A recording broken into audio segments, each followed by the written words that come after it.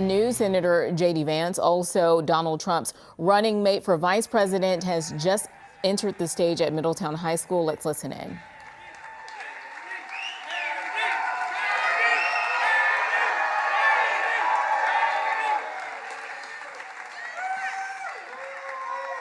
Wow. Wow.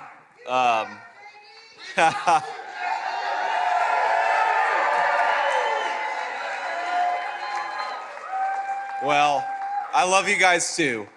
Just because we're in Middletown, I can say that, right? Man, it is so good. It is so good to be back home for once, isn't it? Wow. We had an amazing crowd here. We have an amazing crowd here. We had hundreds of people outside that couldn't even get in, and I'm just so grateful to Middletown for welcoming me home. It is good to be here. Thank you, guys. God bless you.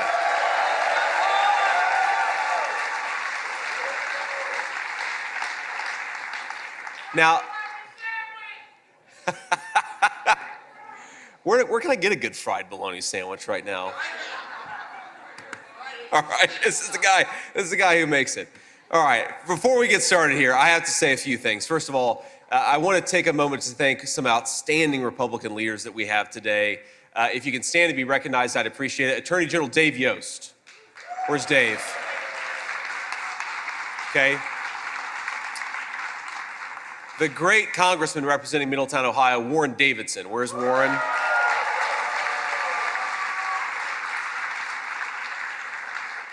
We've got the Ohio GOP chairman. I call him Alex T. I'm probably going to butcher your name, Alex. Alex Triantafilou. Pretty good?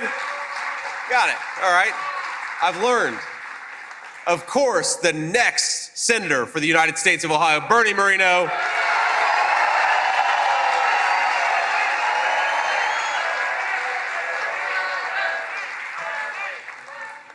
Don't get too excited. This is my event, not Bernie's event. We got Orlando Sanza, a great congressional candidate. Got a good chance of winning. A very tough race. If you can help out Orlando, please do. And look, every single one of these officials, state and local, if I didn't see anybody or didn't remember anybody, I apologize. We've got a great slate of state and local officials who are ready to make this state and this country great again. God bless you guys. God bless you for your service, and thank you for stepping up.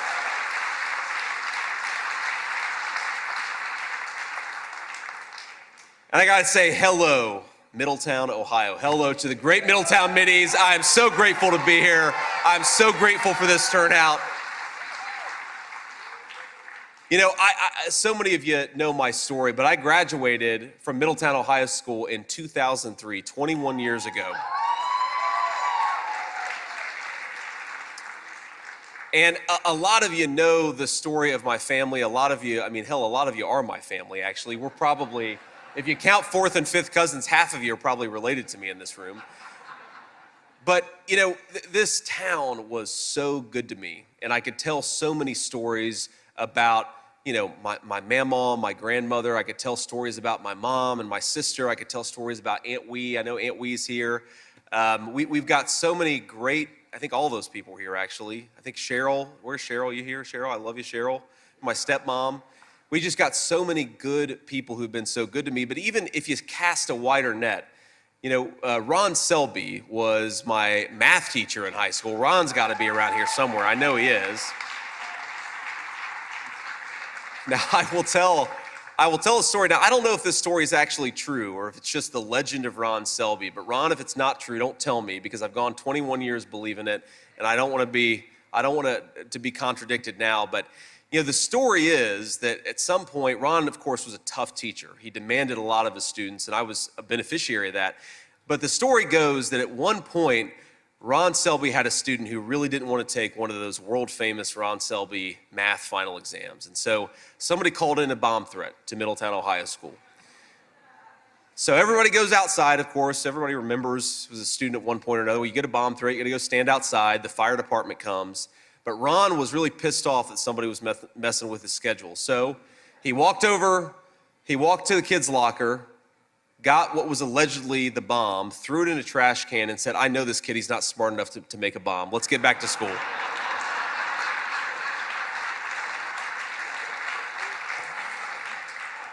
That's the legend of Ron Selby. I could go through half an hour and longer just talking about so many of you who made me who I am, and I'm so grateful to you. And I said at the RNC convention, which was the craziest speech and the craziest environment I've ever given, it's like all of you times 100 people, right?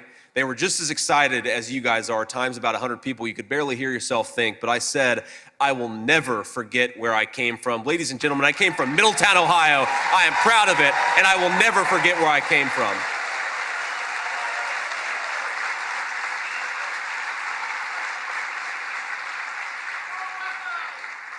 And in fact, I might make the Secret Service take me to Central Pastry afterwards to get some.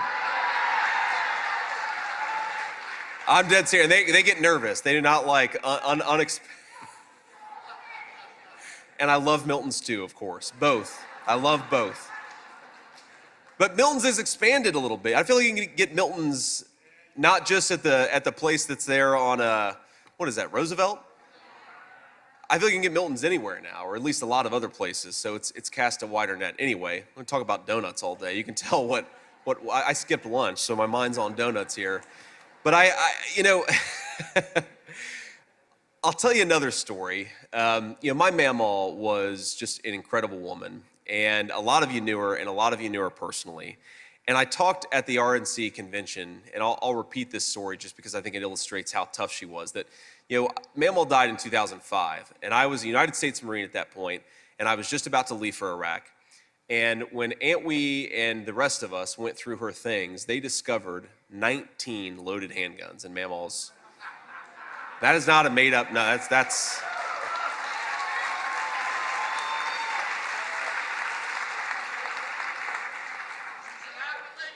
That's right, that's right. Well, when she introduced herself, sir, she is an Appalachian American, and when she introduced herself to my uncle, my Aunt Wee's husband, for the first time, she said, I'm from Breathitt County, Kentucky, where a woman isn't fully dressed without her gun. So that was mamaw's attitude. And she was tough, and she was disciplined, and she is the reason why I've had so many of the good opportunities that I've had in my life. But people don't realize she was an incredibly sweet and kind and caring person too. And I'll never forget, I was probably 10 or 11 years old, and she picked me up from school, and there was just this very, I'd never seen this person. She was probably 14 or 15, young girl who was sitting in the back of the car, and she was clearly a little freaked out. And I'm gonna get emotional telling this story, and I don't think that I've ever told this story before, but, mamaw said, I said, who is this person, who's in our car? And mamaw said, don't worry about it, none of your business. And I said, okay, I'll shut up. And eventually we dropped her off, and then we went back home, and I asked mamaw, well, who was that? And she said, well, that was a little girl, and I guess there was some pretty bad abuse in her house. And when that little girl ran away from home and tried to find a safe space, she asked, where could I go? And everybody said, you can go to Bonnie Vance's house. And that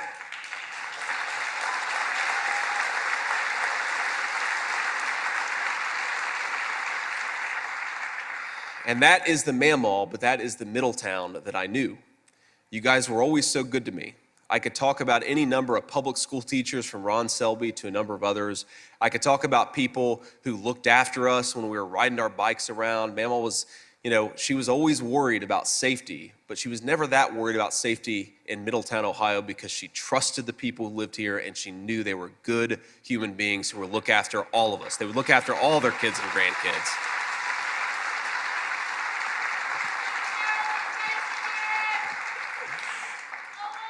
I.O. Now, I got to be careful about that, because Michigan is one of the most important battleground states. So I cannot give the state of Michigan any reason to vote against the Trump-Vance ticket. We got to work hard for every single vote. But look, my point in telling some of these stories is just that I love every one of you, and I love this town, and I'm so grateful to have been formed by it, because I wouldn't be who I was without it. And people will sometimes say, well, you had a tough life. And in some ways, things weren't always easy, but a lot of you will know, a lot of you read my book, my life wasn't all that different from a lot of people who grew up in Middletown, Ohio. It was tough, but it was surrounded by loving people, and it was surrounded by something that if we don't fight is not going to be around for the next generation of kids, and that's opportunity. Middletown had opportunity, and we got to make sure it's there for the next generation.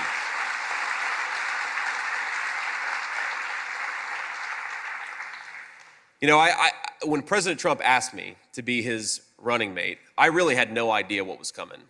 What happened is I left my home in Cincinnati, so we live not too far from here, about a 35-minute drive, 45 minutes depending on traffic, and we went to Milwaukee on Monday morning, and I had no idea. I thought maybe he was going to ask me, but I thought I might ask somebody else. There were a lot of good guys running. Marco Rubio, a dear friend of mine, really great public servant, a number of other folks as well. So I had no idea what was coming. And when the president called me and asked me, he said, would you like to run as my vice presidential running mate? I said, well, yeah, of course, right? What do you, we didn't come all this way to say no.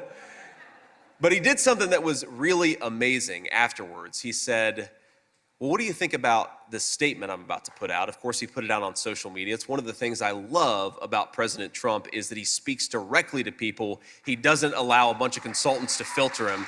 He is who he is, and that's why a lot of us love him. But he's talking about this statement, and I've got him on speakerphone, and my kid's in the background, my 7-year-old son. We've got 3 kids, and our 7-year-old is our oldest. His name is Ewan, and Ewan is talking in the background of Pokemon or some other God-forbidden subject. I'm like, son, I love you, but could you please? This is the most important phone conversation I've ever gotten. So please stop talking about Pikachu for 1 second. Let me take his phone call. And my son comes over to the phone, and the president hears him, and President Trump says, who is that? I said, that's my 7-year-old son. And he says, well, put him on the phone. I'm like, oh, God, here it is. He's going to offer it and take it back because my 7-year-old's going to say something really weird right now. And he reads off the statement. He reads where he talks about my military service and my business background. He says, young man, what do you think about that? Do you like what I said about your dad? And my son goes, yeah. And that's it. And that was the endorsement he needed. The statement went out 3 minutes later.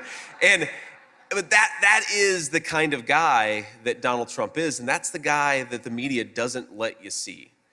He actually cares about people's families. He cares about my family, but he cares about your family too. And he wants to believe that his generation left this country off in a better place than when they found it. That's why he's done this. I mean, I'll talk about myself all day, but let's talk about the man who was a business leader who had billions of dollars, who didn't need any of the sacrifices that public service created, and yet he went out there and he did it anyway. That's the type of people we want to become public servants, and thank God he served for 4 years as President of the United States.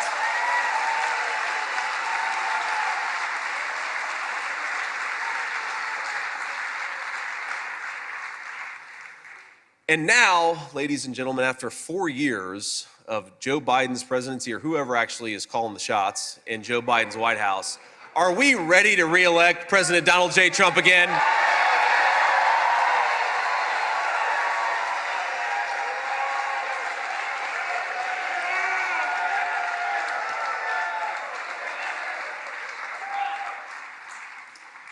Now, when I was researching what I would say at the RNC, and I mostly write my own stuff. I'm not going off a teleprompter right now. You can probably tell that. The president actually came out, he called me right before I went on and gave my speech, and he said, JD, you're gonna do great. Just give me a little pep talk. You're gonna be wonderful. The crowd out there is great. Just go out there and speak from your heart. And I said, sir, that's right. That's exactly what I'm gonna do, but gotta be honest with you, if I totally screw it up, it's too late. No takebacks, right? You've already asked me, I've already accepted, no takebacks. So this speech is just gonna be icing on the cake. Thank you, ma'am. God bless you. I was.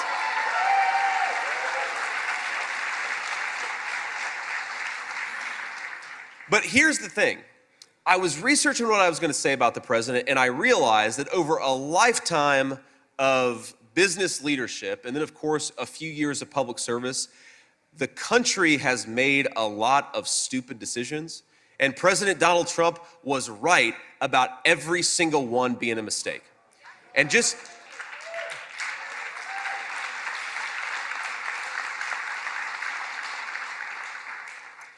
You go back to 1994, I was a third grader at Roosevelt Elementary School on Central Avenue, which doesn't exist anymore. We've got some Roosevelt people in here, God bless you. And 1994, this country gave a sweetheart trade deal to Mexico that sent hundreds of thousands of good manufacturing jobs, many of them in our communities, to Mexico.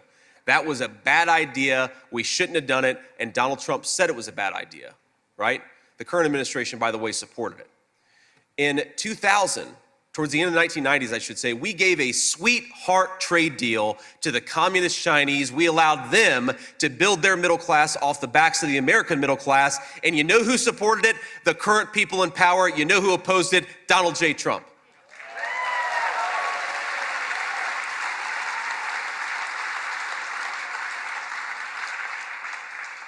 And in 2003, and look, it was Republicans and Democrats, a lot of people supported this. I'm not just beating up on the other side, but in 2003, we went to war in Iraq, and remember, it was supposed to be just a few weeks, and then everything would be over. And I was an 18-year-old kid. I supported it, and I was wrong. And you know who was right?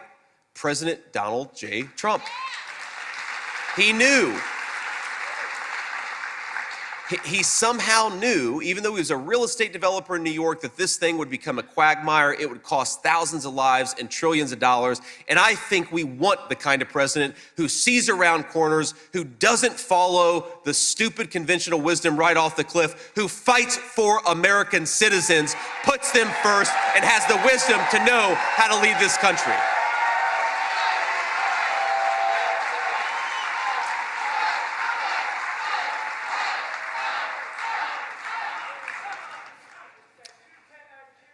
That's right.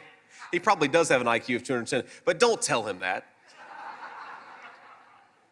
Don't tell him that. So, the problem is, when our leadership makes all these dumb decisions, we know exactly who suffers the consequences. It's the people right here in this room and the communities that we live in.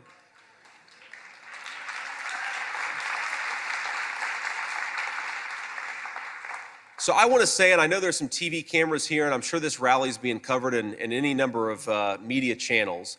I want to talk about the future, and I want to talk about what President Trump and Vice President Vance ticket will mean for the American people, who we're going to fight for, and how exactly we're going to do it. So let's start with who we're going to fight for.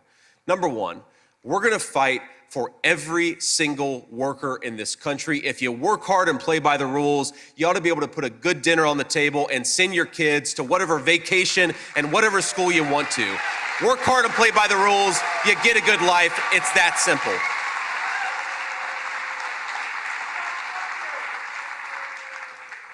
We're going to fight for every single parent to send their kids to a school where they get a good education and not an indoctrination, right?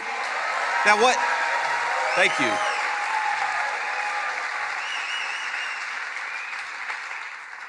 Now, I got a great education at Middletown High School. I graduated in 2003. I joke that I got a PhD, a public high school diploma, and I'm very proud of it.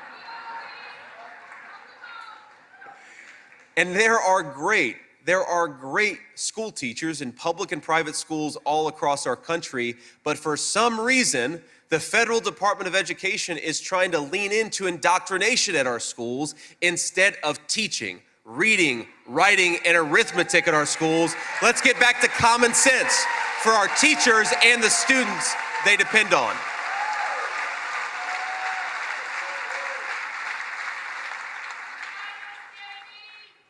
God bless you, sir. Now look, we fight for the grandmothers who are raising, and the grandfathers and the aunts and the uncles who are raising a generation of grandkids that they didn't expect to raise. That is who we represent, and that is who we fight for.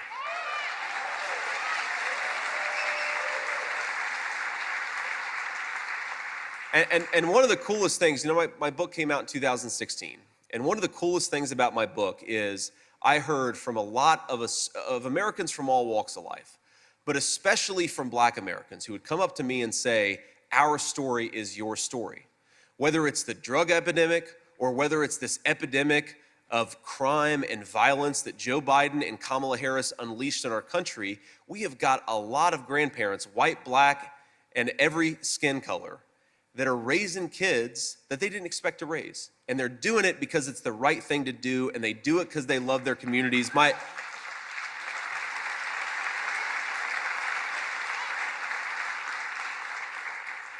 message to them is simple. I will fight for you, because if it wasn't for a grandma like that, I would not be standing here today getting to run as your next Vice President of the United States.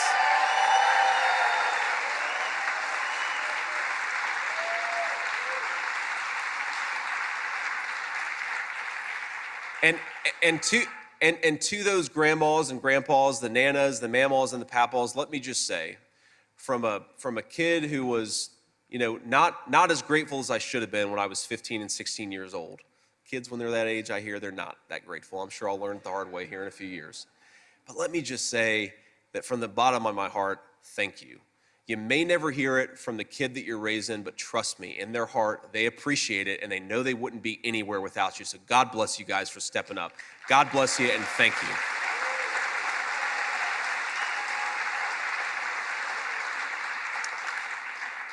We're going to fight for the energy worker in this country who doesn't understand why Kamala Harris and Joe Biden want to buy energy from tin-pot dictators all over the world, but won't buy it with our own citizens, from our own citizens, and from the hands and from our own land.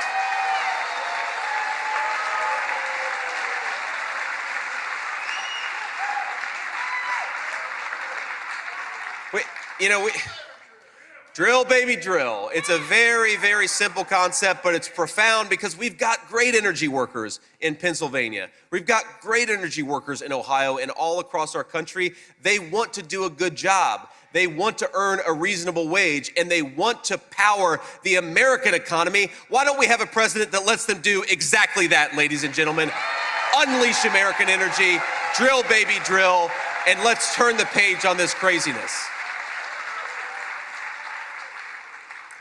And it's not just about the energy workers, it's about workers all across our country, because, I happen to believe in this crazy thing that we ought to make more of our own stuff in this country, right? And I know President Trump agrees.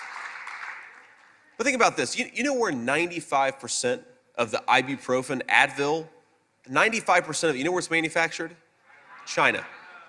You know where the gross majority of the antibiotics that we put in the bodies of our children come from? China. Now, I don't know if you were alive the past 5 years, but do you remember maybe why we shouldn't trust the Chinese attitude towards public health?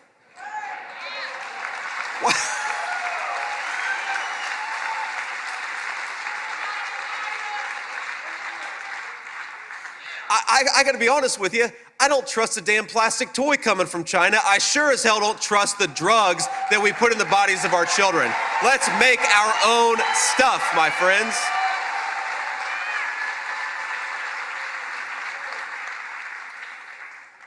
But you can't manufacture anything unless you've got low-cost energy, which we've got it. We are sitting on the Saudi Arabia of natural gas. The next 100 years, we could be energy dominant, which helps our people pay lower energy costs. It helps our citizens who work in the energy sector, and it helps our manufacturers make more of our own stuff and become more self-reliant in our own country. It's a win-win. We just got to get the current crop of crazies out of there and replace them with President Trump.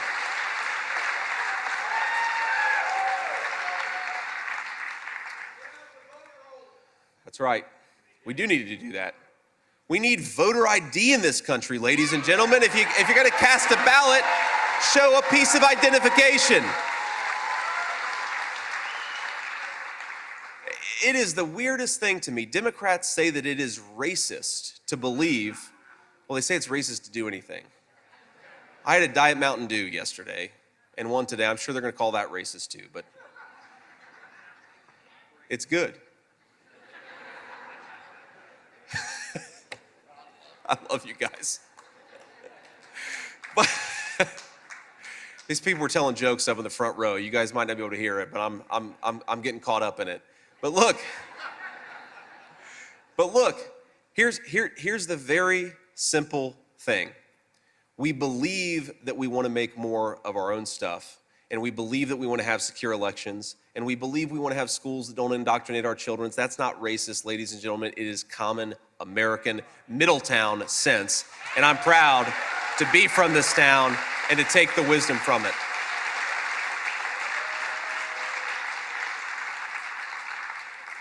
Now, let me talk just a little bit about how we're going to do it. The number one thing that we're going to do, because you can't do anything unless you get there to govern, is we are going to win this election, ladies and gentlemen. Over the next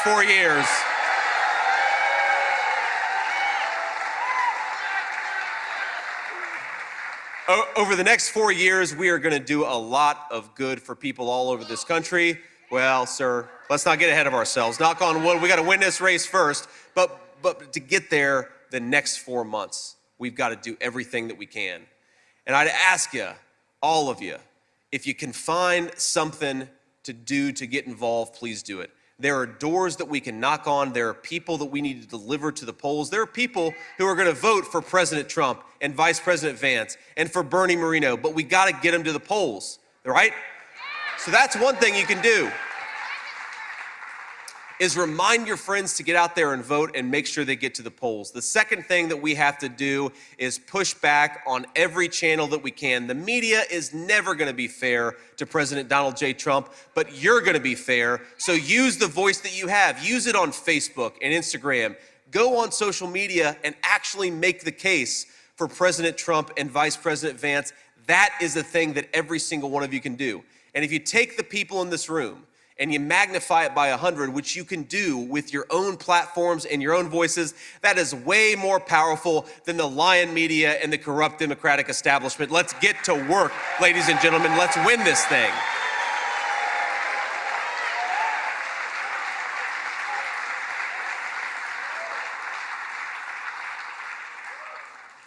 Now, you know, I would not be here if it were not for the generosity and the incredible opportunity of this country. And I just want every single kid, every single parent to know that because they live in America, they can dream big dreams. I remember, my friends, so many moments in Middletown, Ohio, riding my bike down, Central, which Mama was kind of okay with, and then down University, which she was not okay with. If you got kids and you know this town, you know what I'm talking about. But I just remember looking to the future. And the thing that I wanted most in the whole world, I just wanted to be able to give my kids a little bit of stability and comfort that I didn't have when I was growing up. That's all I really wanted. And when I think about the American dream, I don't think about writing a book. I don't think about becoming a business guy. I don't even think about running for Vice President of the United States, even though it is pretty cool to do that. I think about becoming a husband and a father, and that is the way in which this community and this country was best to me.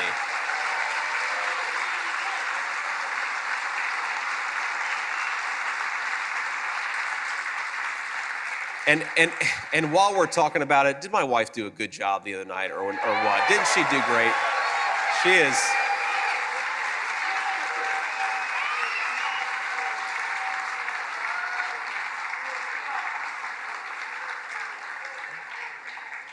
There she is. She's too embarrassed to stand up, but get used to it, honey. It's gonna be 4 months of me embarrassing you. That's what we do. But I just think, when I consider how good this country has been to me, I just think about how much I owe to it. That gratitude should come with a sense of responsibility. And when I think about Kamala Harris, who I guess is our vice presidential candidate officially, but I guess she's going to run for president now because Joe Biden dropped out of the race.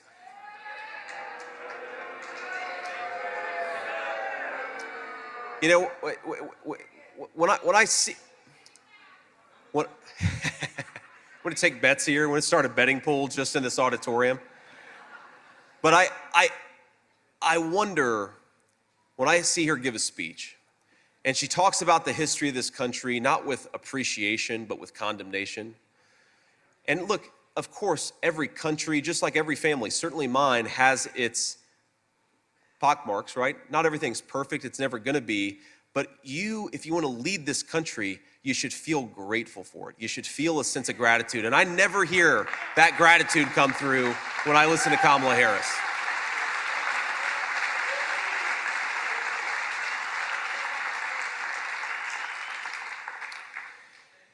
And that's what we've got to do. Fundamentally, you're going to agree, hopefully, since you're here, you're going to agree, hopefully, with most of what President Trump and I want to do. We want to. We're going to drill, baby, drill. We're going to shut down that border. We're going to put America's citizens first because that's what America's citizens are going to elect us to do. It's common sense.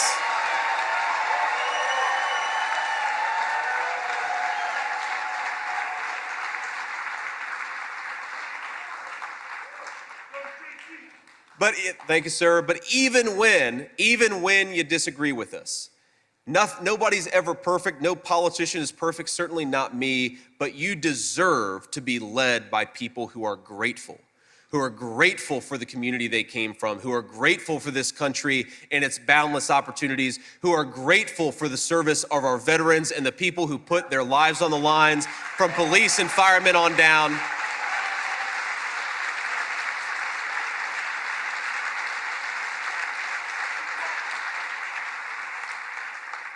I believe that you deserve to be led by people who are grateful. And I know that President Trump is grateful for this country, and I know that I am, and I know we're never going to stop fighting to give you the same opportunities that we got. That's what this whole thing's all about.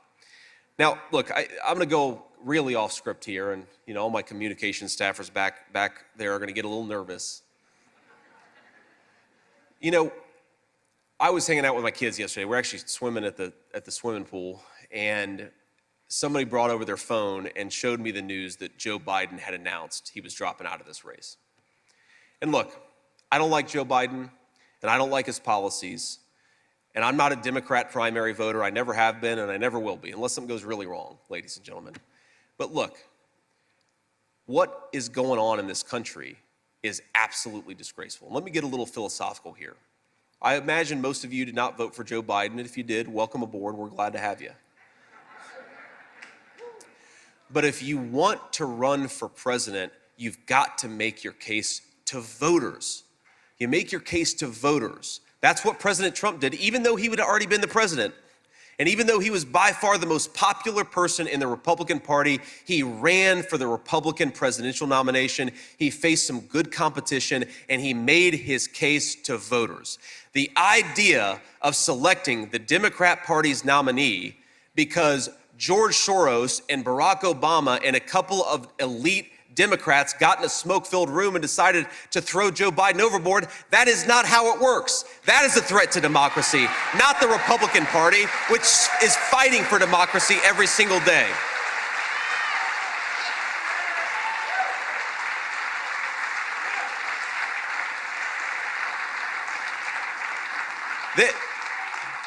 This is not okay, ladies and gentlemen. You cannot for 3.5 years take a guy who clearly didn't have the mental capacity to do the job. Kamala Harris lied about it. My Senate Democratic colleagues lied about it. The media lied about it. Every single person who saw Joe Biden knew that he wasn't capable of doing the job. And for 3 years, they said nothing until he became political dead weight. That is not a way to run a country. That is not a way to run a political party. That is an insult to voters. And so,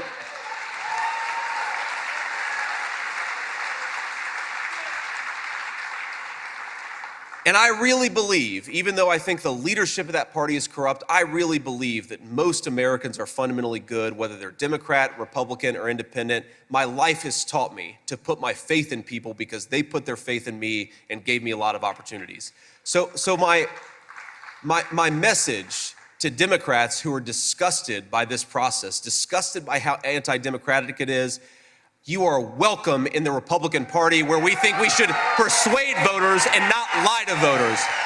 Come on in, the water's warm.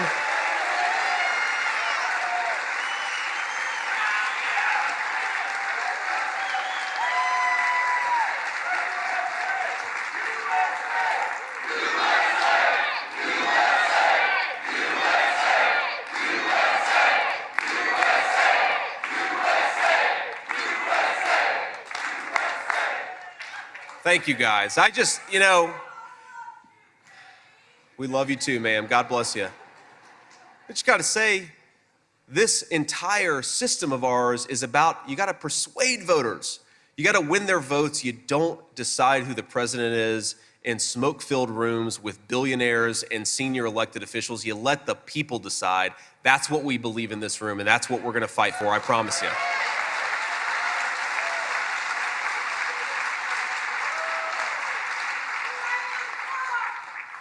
So and by the way, talking about takebacks, I was told I was going to get to debate Kamala Harris, and now President Trump's going to get to debate her.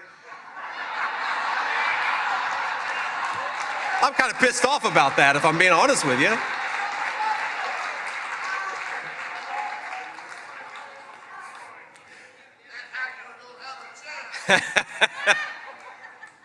So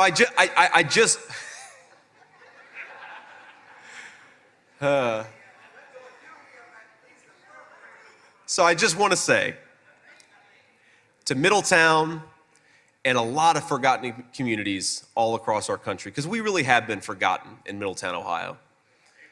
They think that we're backwards. They think that we're bad people. They think that we don't know how to do anything, and we do, ladies and gentlemen. This is where things are made. This is the source of America's greatness.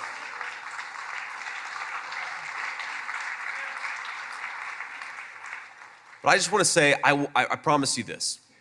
I will fight every single day to restore an America that works for Americans.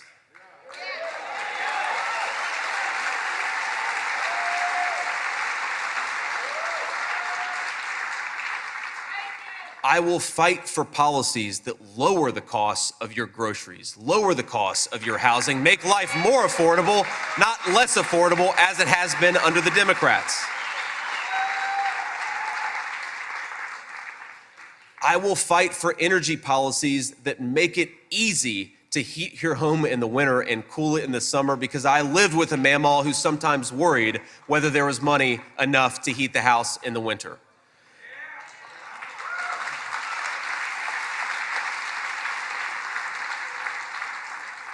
I will fight for every single one of your children when they lay their head down at night before they fall asleep to dream about the future as one of hope and possibility.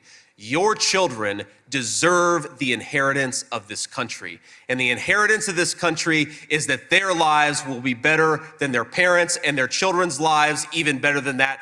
That is the American dream that we fight for, and I will never stop fighting for that American dream.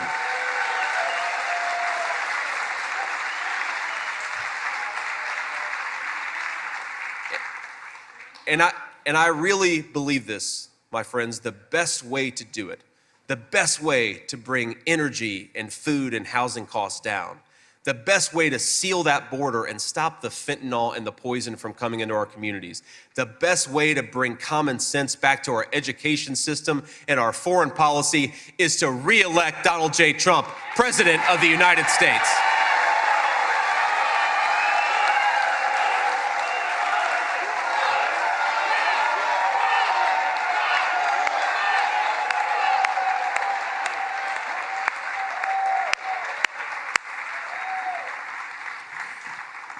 And you know, it's so funny. The media says, well, you know, JD said some critical things about President Trump 10 years ago. And Kamala Harris, of course, called Joe Biden a racist and then ran with him 2 months later. And I think, my friends, because I was critical of President Trump in 2016, I realized two things. One, the media lies about this guy nonstop. They really do. It's unreal. He's a good husband, he's a good father, good grandfather. All of his family from Melania on down, they love the guy. And that's why, by the way, we were so scared last Saturday when an assassin almost took him from us. But he cares about human beings. He is not the caricature or the lie that the media has told you that he is. He is a person who believes this very simple thing, and they call him a radical for it, but it happens just to be common sense. His radical idea is that America should make more stuff in its own country for its own citizens, and that the American nation belongs to the American people. Let's re-elect Donald J. Trump. Let's get this country back on track.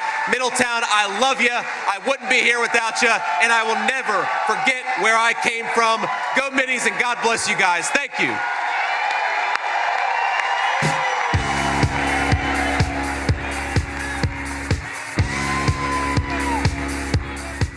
All right. right, you have been watching Donald Trump's vice presidential running mate, Ohio Senator J.D. Vance, there in his hometown of Middletown at his high school alma mater, Middletown High School.